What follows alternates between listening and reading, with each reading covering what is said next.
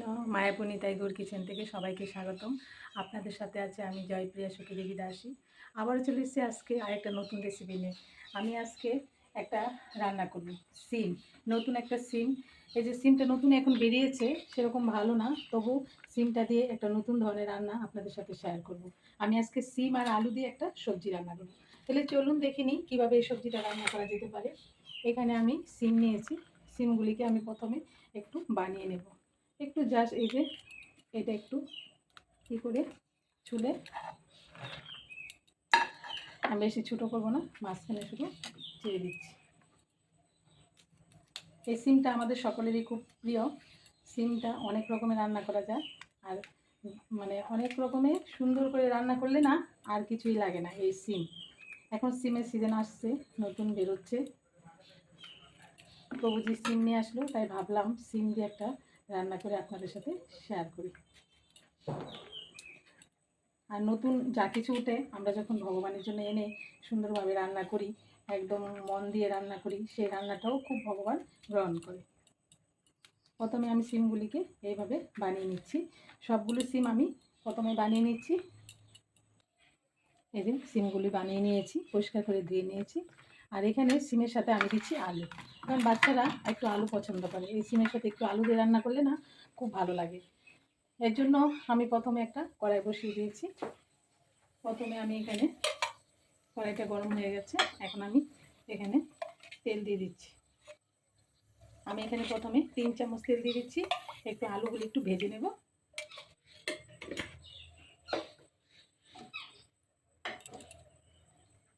এই যে তেলটা গরম হয়ে গেছে, এখন আমি আলুগুলি দিয়ে দিচ্ছি তেলের মধ্যে।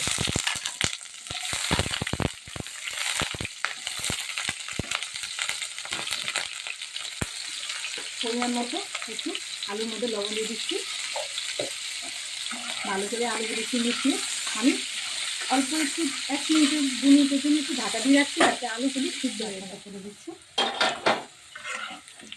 এবার আলুগুলো একটু এপাশ সেপাশ করে ভেজে নিচ্ছি। এই যে আলুগুলো প্রায় সিদ্ধ হয়ে গেছে, আর আমাদের এই রসার মধ্যে পড়লেই আলুটা সিদ্ধ হয়ে যাবে। এখন আমি একটু অল্প পরিমাণে একটু হলুদ দিয়ে দিচ্ছি আলুটার মধ্যে। আলুটা প্রথম হলুদ দিলে কী হয়, ভালোভাবে সিদ্ধ হবে না, তার জন্য আমি পরে হলুদটা দিচ্ছি। এখন একটু নেড়ে চেড়ে একটু লাল লাল করে ভেজে নিচ্ছি আলুটাকে।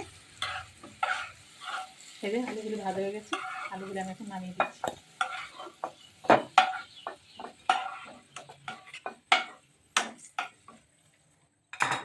এখন কড়াতে তেল আছে, এখন আমি ফোড়ন দিচ্ছি।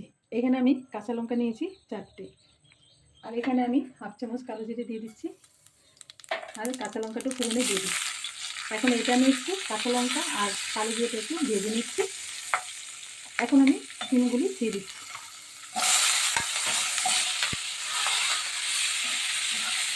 একটু নেড়ে চেড়ে দিচ্ছি, আর এখানে আমি অল্প পরিমাণে একটু লবণ দিয়ে দিচ্ছি, সিমটা যাতে করে সিদ্ধ হয়ে যায়। আর একটু হলুদ গুঁড়ো দিয়ে দিচ্ছি। সিমটা একটু ভাজা ভাজা করে একটু ডেকে দিচ্ছি, যাতে করে সিমটা একটু সিদ্ধ হয়। আবারও আমি 2 মিনিটের জন্য সিমটাকে ঢাকা দিয়ে একটু সিমে দিয়ে রেখেছি। ঢাকনাটা তুলে দিচ্ছি, একটু নেড়ে ছেড়ে ভাজা ভাজা করে নিচ্ছি। দেখুন সিমটা প্রায় সিদ্ধ হয়ে গেছে, আর একটু আমি ভেজে নিচ্ছি। আর এখানে আমি একটু 1 চামচ ধনে বাটা দিয়ে দিচ্ছি, সেটা আপনারা ধনে গুঁড়ো দিতে পারেন, আমি বাটা দিচ্ছি। আর এখানে আমি একটা ছোটো টমেটো বানিয়ে রেখেছি, এটা দিয়ে দিচ্ছি। ভালো করে আর একটু মশলাটা মিশিয়ে নিচ্ছি।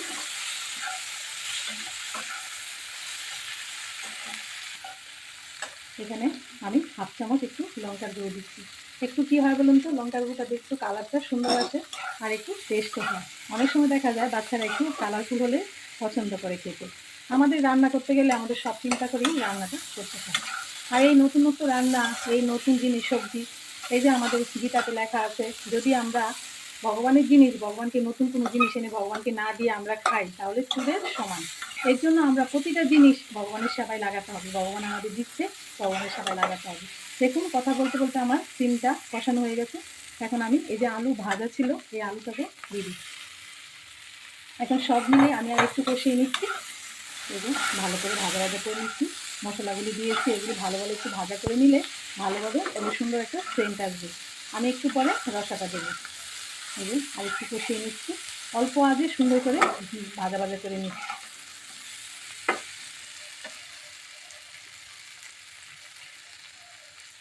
স্বাদ মতো একটু চিনি দিয়ে দিচ্ছি। এটা অপশনাল রইল, আপনাদের ভালো লাগলে আপনারা দিতে পারেন, না হলে নাই দিতে পারেন, কিন্তু আমার ভালো লাগে। আর সব কিছু একটা সবজির স্বাদে ব্যালেন্স করে চিনিটা, পরিমাণ অল্প দিলেও খুব টেস্ট হয়।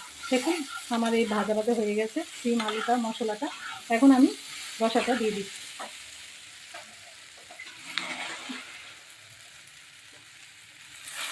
এটা কেউ যদি পাতলা পছন্দ করেন পাতলাও দিতে পারেন, আবার একটু মাখা মাখাও রাখতে পারেন। এই যে আমি একটু মাখা মাখা জুস দিলাম। এখন এটা আমি একটু ফুটিয়ে নেব। এই যে দেখুন জলটা দিয়েছি না, জুসটা ফুটে গেছে। এখন আস্তে আস্তে আর একটু 2-1 মিনিট আমি একটু ফুটিয়ে নেবো, যাতে করে জুসটা একটু কমে যাবে, সবজিগুলো আর সুন্দর নরম হবে। এরকমভাবে আপনারা ভগবানের জন্য নতুনত্ব রান্না করে ভগবানকে ভোগ লাগাবেন, ভগবানের প্রসাদ খাবেন, হরিনাম করবেন, ভগবানকে ভালোবাসবেন।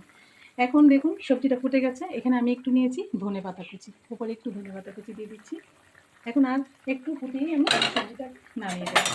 হয়ে গেছে দেখুন কি সুন্দর সিম আলু সবজিটা হয়ে গেছে। দেখুন সবজিটা এই যে জুসটাও ঘন হয়ে গেছে। এখন আমি সবজিটা নামিয়ে দিচ্ছি। এই যে মাখা মাখা রইলো, আর আলুগুলি ঠান্ডা হলে একটু টেনে যাবে, তো তার জন্য আমি একটু জুসি জুসি রেখেছি।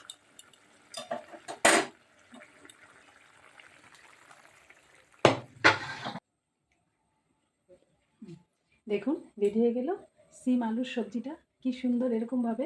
এরকমভাবে আপনারা ঘরে করে ভগবানকে ভোগ লাগিয়ে, ছোট থেকে বড় সবাই গরম রাইসের সাথে প্রসাদ পেতে দারুণ স্বাদ লাগবে এটা। তাহলে এরকমভাবে আপনারা রান্না করবেন, ভগবানকে ভোগ লাগাবেন আর ভগবানকে ভালোবাসবেন। আর সবাই ভালো থাকবেন, সুস্থ থাকবেন। আবার দেখা হচ্ছে পরের ভিডিওতে। হরে কৃষ্ণ।